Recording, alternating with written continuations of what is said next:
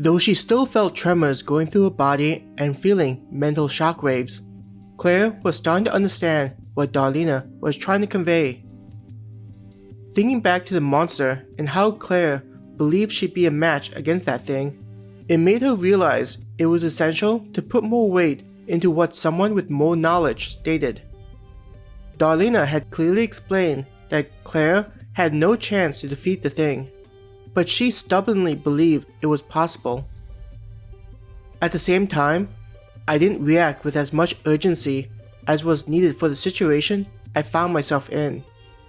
When I'm in a life or death position, my brain needs to be firing off accurate outcomes so I can determine the correct course of action. She squeezed her fist, feeling frustrated by how useless she felt. Setting her thoughts aside, Claire asked, if that monster was inside a free simulation meant for adventurers with no experience, how is it possible for anyone to develop their skills? It had just dawned on Claire that if her weapon did as little damage as it did, then how was anyone able to become stronger? Darlena brightened at Claire's question, as though it was something the robot was hoping Claire would ask. Your thinking is correct. Yes, the monster that ate you is something a new adventurer would have zero chance of surviving against. Pointing at the handgun at Claire's waist. But would it surprise you to know that your weapon is sufficient at killing that monster? Raising her eyebrow in surprise and confusion, Claire demanded, my shots didn't even make the thing bleed. What nonsense are you talking about?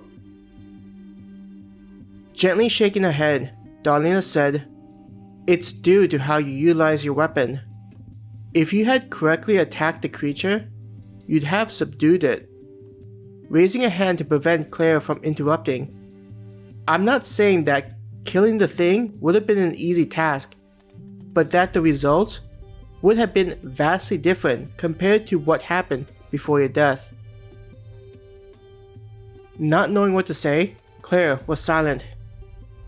If it helps, the monster you're matched up against is one of the toughest creatures in the simulation, and something adventurers would need to actively search out. Darlena's voice tried to sound comforting to Claire. It's not something you'd randomly encounter, but instead a sign that you can progress to the next simulation level if you have the necessary guild points to purchase time. Just hearing that she wouldn't be facing such a thing right away helped to make Claire relaxed. In her mind, she imagined stepping into the simulated environment and being eaten right away.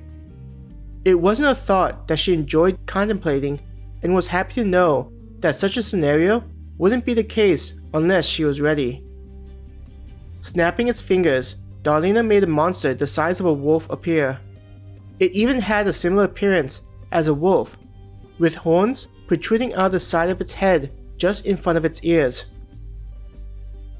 This is a horned wolf, which is more common and relatively easy to defeat. It's still a challenge, so approach these creatures as though you could be eaten by it. Darlena cautioned Claire.